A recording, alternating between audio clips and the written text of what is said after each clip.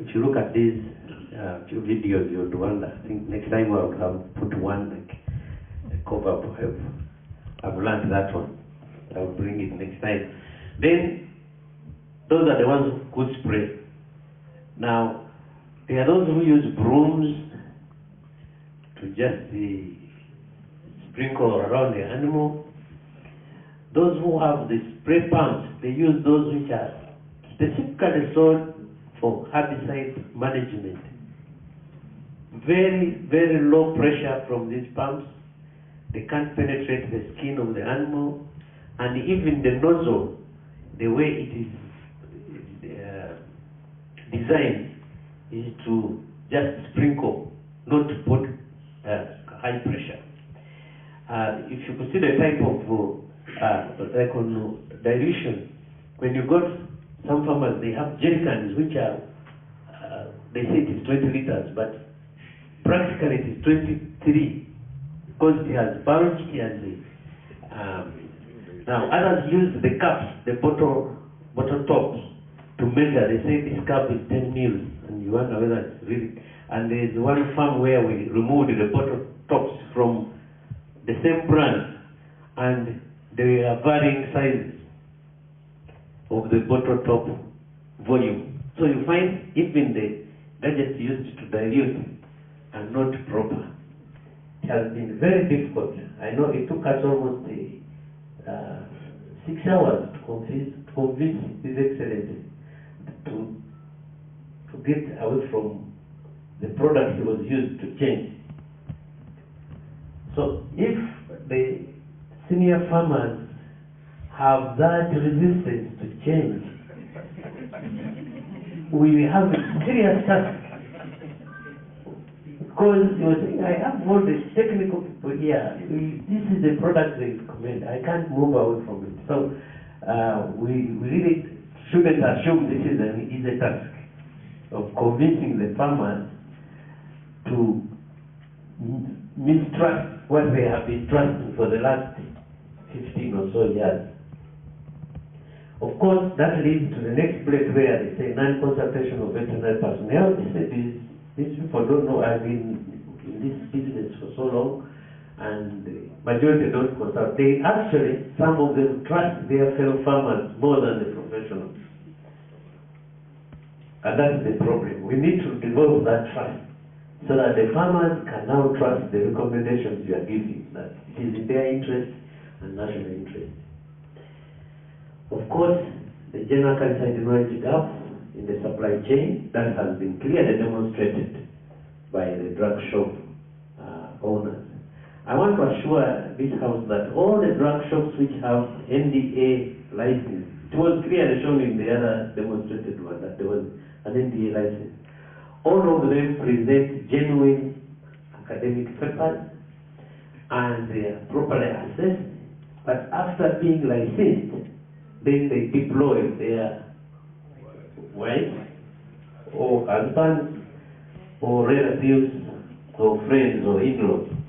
So that is a big problem which we have to tackle together, because we do the right thing and out there the practice is different. Next. So although India can ensure quality of all veterinary drugs coming to Uganda, it is not mandated to do so at the use level. So we need to join hands, and this is not only Acaricides. We visited several farms and we found even the antibiotics and other multivitamins and how people are managing them on the farm. We need to do something. We found, I think it was in Barara where we went, and almost all farms didn't have a long needle on the farm. They all have the short needles because they said the long one breaks. So it doesn't matter whether the drug is intramuscular or subcutaneous, the method of administration is standard. And then they blame the medicines for having not worked. And that is use at user level. And it is likely that quality deteriorates a great deal at the end user level, even the storage on the farm. Actually, some farms have bigger storage or bigger stocks than most drug shops. We visit. So storage at farm level is also very important. Some licensed persons lack adequate, up-to-date, because some of this knowledge, I'm sure most of us who have attended since morning, there's something new you have got here. Not all those who graduated together out there are still up to date. So it's a challenge that we must organize a continuous professional education. There are some people we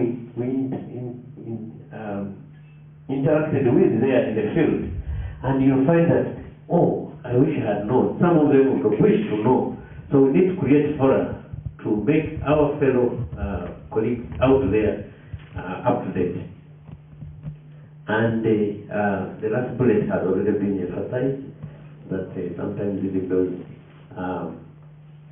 government officials in a certain level, they also need this.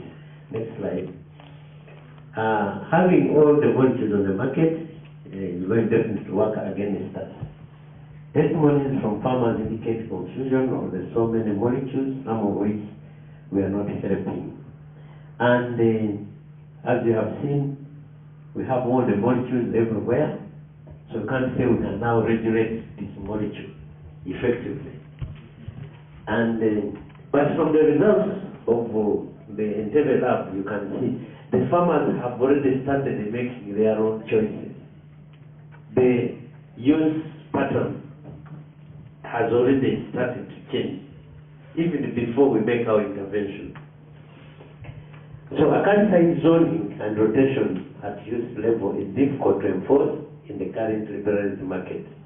We would say this zone, but again, COVAP gave us a presentation that even the northern region, which was suspected to be okay, the movement of animals has more or less neutralized that the whole country is having the same challenge. And what remains, that last bullet, for the regulatory agency as National Drug Authority, the only way is to control what is available at the point of import. Because we get 100% of our products as imported products. And our proposal is, let's rest at that stage, because we can no longer manage it at the user level, because it is available everywhere and is circulating all around. Each farm has used each molecule. Now, regulating becomes very difficult at that stage. Those are some of the regulations we are putting in your folder. These are their regulations pulled out of the National Drug Authority Act to regulate those activities. And they are now law. So when we quote that regulation, it's from a number 29.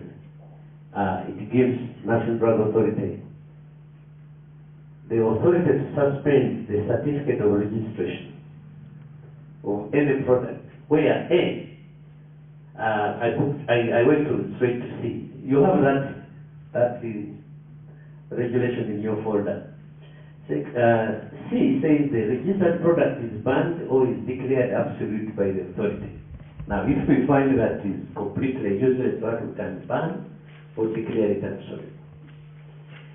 D, the registered product has serious adverse reactions as may be determined by the authority.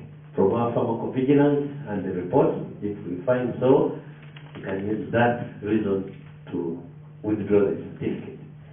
The last one, which in our opinion is relevant to the current situation, is that the risk of using the drug or preparation outweighs the benefits as may be determined by the authority. Now, my lab has told us, COVAP has told us, even the field trials by Naril are also all pointing that the drug preparations we have on the market outweigh the benefits. The farmers are spending a lot of money, the animals continue to die, they are increasing the doses, no change, they are making their own concoctions, toxicity levels are raised, calves are dying, not because of ticks, but because of the poisoning from the chemicals. So we think we can use that provision of the law and withdraw the molecules which are not beneficial.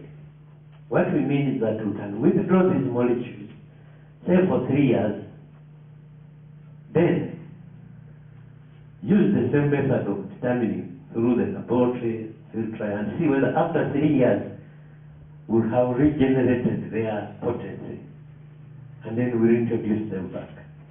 But as far as we're concerned, if we don't do so, we might even lose the little remaining in the field. 2, these products include pyrethroids and organophosphates.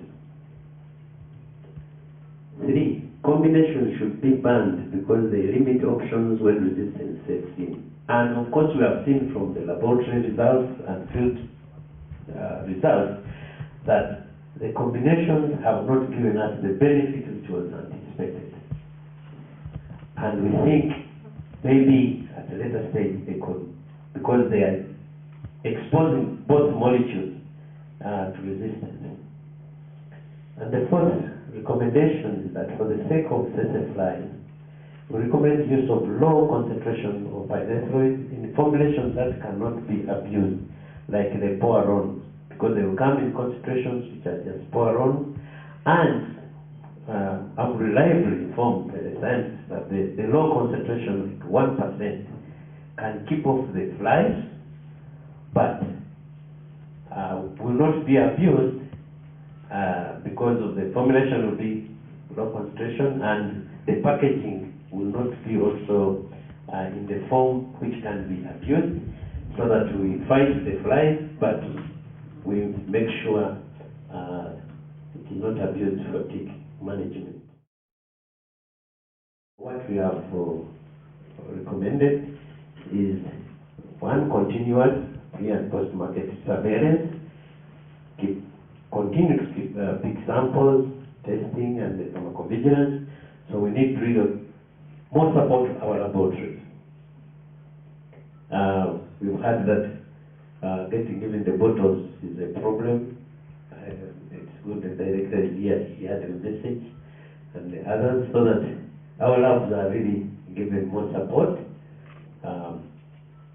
for timely action.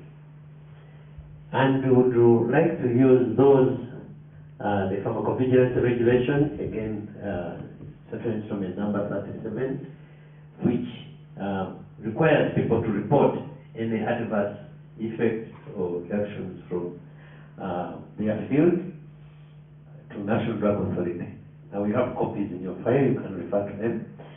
Then the conduct of ectoparasiticide field trials regulation, copy which you also have, which also requires that no registration can be done until when the trials are done, to see the effectiveness and usefulness of the product. Of course, control publication and advertisement relating to drugs, make sure only educative messages go out to the farmers and write claims, and they want to enforce that. Actually, I expected this week to have our advert in the papers warning all media houses and advertisers to observe that strictly, because a lot of misleading messages have been moving on radio, TV, even for humans. Recently, there's even one who paraded patients for testimony on TV that he treated them. One was not delivering, now it has dreams. It is completely illegal, and we think we are taking it both. We want to handle the media houses and the advertisers. So the two arms which are participating have taken caution. What we are doing this week is to warn them to desist from inviting us to take them to court. And fortunately or unfortunately, we are the same people. We are the farmers, and we are supposed to make decisions which will affect us. And thank you very much.